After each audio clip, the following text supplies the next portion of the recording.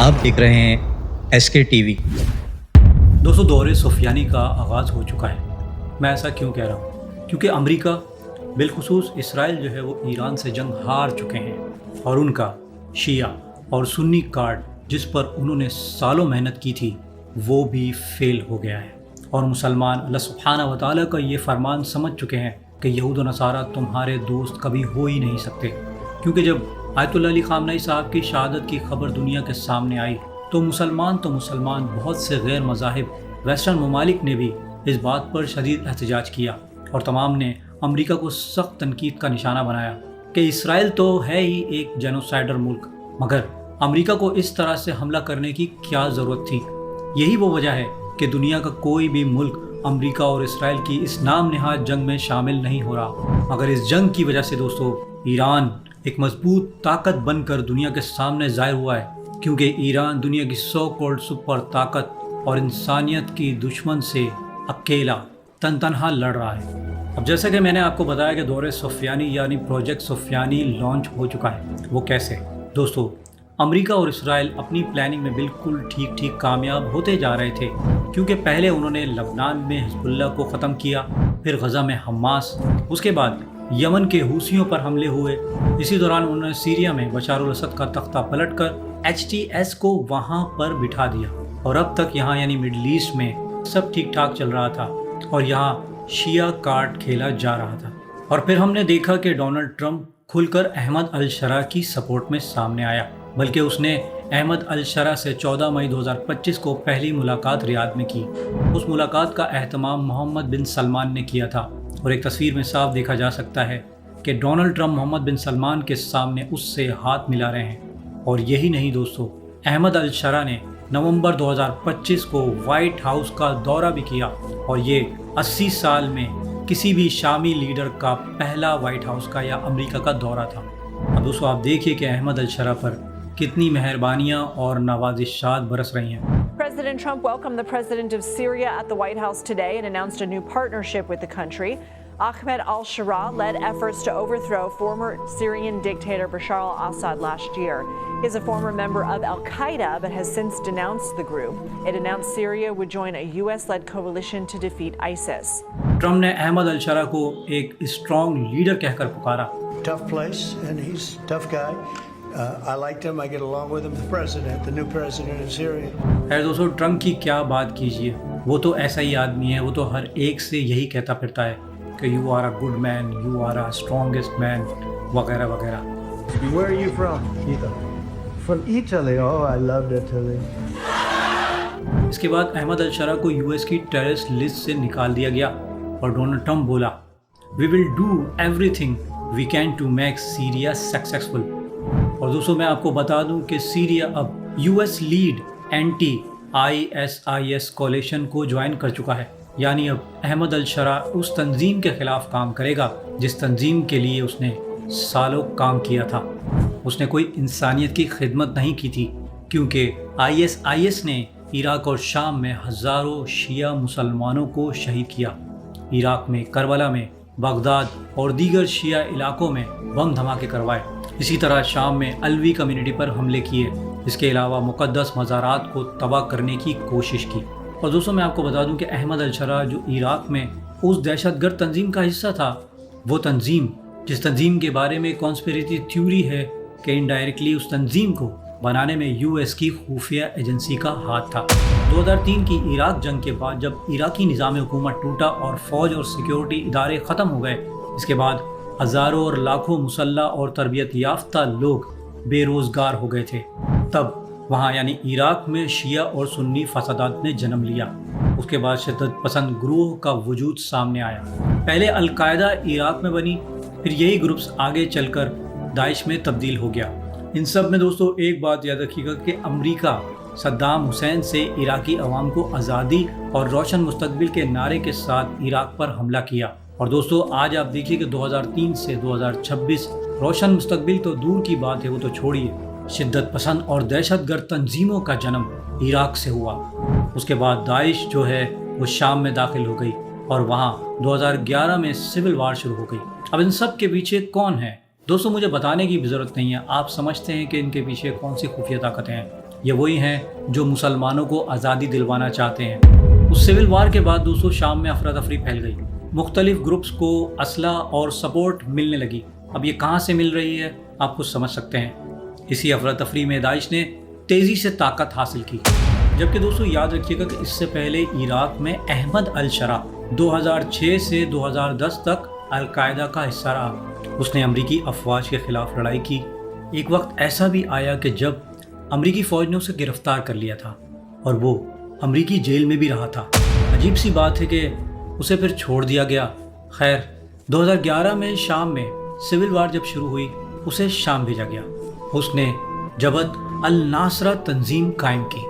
اس کی یہ تنظیم اور یہ گروپ تیزی سے شام میں دوستو طاقتور ہوتا چلا گیا، اور ہوتا کیوں نہ، آخر پروجیکٹ سفیانی بھی تو لانچ کرنا تھا۔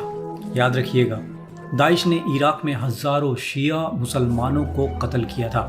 جب 2011 میں اس کا یہ گروپ شام میں طاقتور ہو گیا، تب 2013 میں اس کا اور داعش کا آپس میں ٹکراؤ ہوا، اور احمد الشرا دنیا کو دکھاوے کے لیے اس تنظیم سے الگ ہو گیا کہ جس تنظیم نے اس سے پہلے عراق میں ہزاروں شیعوں کو شہید کیا تھا۔ اب داعش سے ٹکراؤ کی وجہ یہ بنی کہ جب الناصرہ تنظیم شام میں طاقتور ہوئی تو داعش نے اعلان کیا کہ الناصرہ داعش کا حصہ ہے، مگر الجولانی نے داعش کو صاف انکار کر دیا۔ یوں داعش اور الجولانی جو کبھی دوست ہوا کرتے تھے اب ایک دوسرے کے دشمن بن گئے، مگر اس کے بعد بھی الجولانی جو ہے وہ القاعدہ کا حصہ رہا۔ یاد رکھیے گا دوستو شام میں داعش اور القاعدہ الگ الگ آپریٹ کر رہی تھی، لیکن دوستو اس کے بعد 2016 میں الجولانی نے القاعدہ کا بھی قاعدہ پھاڑ دیا اور اپنی ایک اور تنظیم HTS کے نام سے بنائی، یا اس نے پرانی تنظیم کا نام HTS یعنی حیت تحریر الشام رکھ لیا۔ یعنی اب وہ شامی لوگوں میں مقبول ہو گیا تھا اور وہاں کے لوکل لوگوں کو یہ ظاہر کرنا چاہتا تھا کہ میرا اب کسی بھی عالمی دہشت گرد تنظیم سے کوئی تعلق نہیں، اور میں خالصتاً شام کی عوام کے لیے کام کرنا چاہتا ہوں۔ واہ، سوچ ہوئے کھا کے بلی حج کو چلی۔ پھر 2017 سے 2020 میں اس نے ادلب میں کنٹرول حاصل کر لیا اور الجولانی وہاں کا ایک طاقتور لیڈر بن کر سامنے آیا۔ دوستو یہاں پر ایک بات یاد رکھیے گا کہ سفیانی کی صفات میں یہ بات بھی شامل ہے کہ وہ وادی یابس سے خروج کرے گا، اور وادی یابس ادلب کے بہت قریب ہے۔ خیر اس نے اپنے مخالف گروپوں کو وہاں ختم کیا اور اس نے ایک طرح سے وہاں اپنا ہی نظام قائم کر لیا۔ اس کے بعد 2020 سے 2026 تک جولانی نے اپنا امیج بدلنے کی کوشش کی۔ اس نے مغربی میڈیا کو انٹرویوز دینا شروع کر دیے اور خود کو اس نے دنیا کو ایک مقامی لیڈر کے طور پر پیش کیا، نہ کہ ایک عالمی دہشت گرد کے طور پر۔ دوستو الجولانی کا عراق سے وائٹ ہاؤس تک کا سفر کچھ اس طرح سے ہے: القاعدہ، اس کے بعد داعش، اس کے بعد الناصرہ فرنٹ، اس کے بعد داعش سے اختلافات، پھر الناصرہ فرنٹ کو HTS میں تبدیل کرنا، اور پھر آدھے شام کا لیڈر بن کے سامنے آنا۔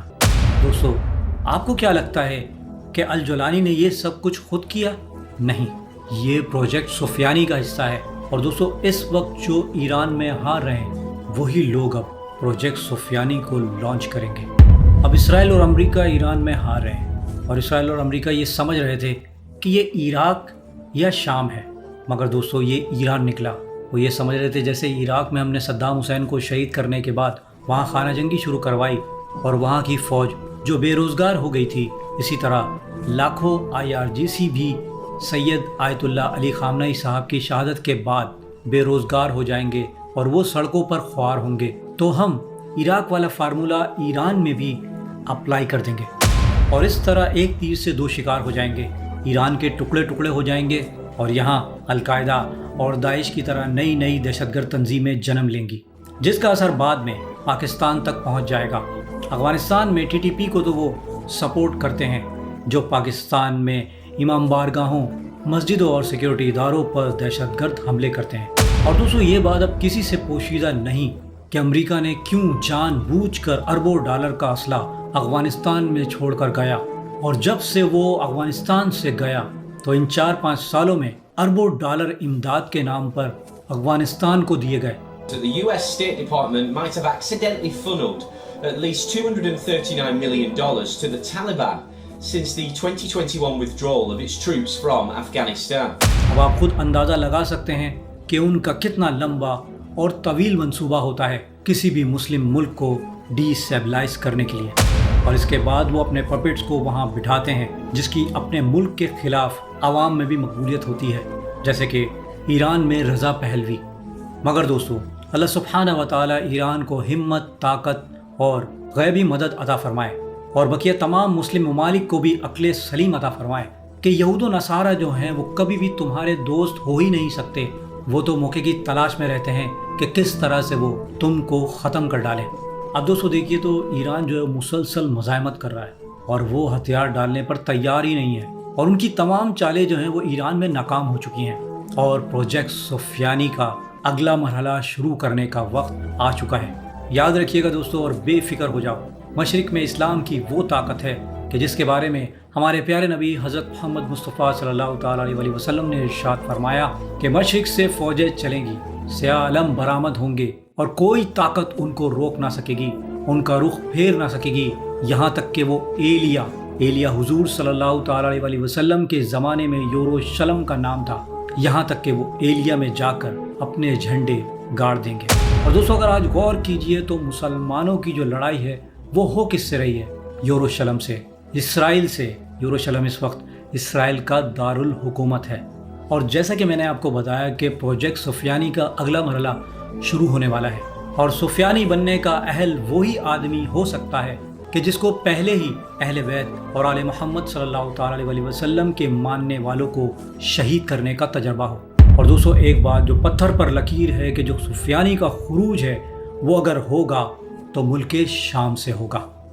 अल्लाह सुब्हानहू व तआला से दुआ है कि उम्मत मुस्लिमा की खैर फरमाए और हमें यहूद व नसारा के मकरू फरेब से महफूज फरमाए, आमीन। दोस्तों, उम्मीद करता हूँ मेरी वीडियो से आपकी मालूमात में इजाफा होगा और कुछ नया जानने को मिला होगा। अगर मेरी वीडियो आपको अच्छी लगी तो प्लीज़ इसे लाइक और शेयर करना ना भूलिएगा, और मज़ीद ऐसी वीडियोज़ के लिए मेरे इस चैनल को सब्सक्राइब कर लीजिए। अब मैं मिलूँगा आपको एक ऐसी इन्फॉर्मेटिव वीडियो के साथ, तब तक के लिए अल्लाह हाफ़िज़।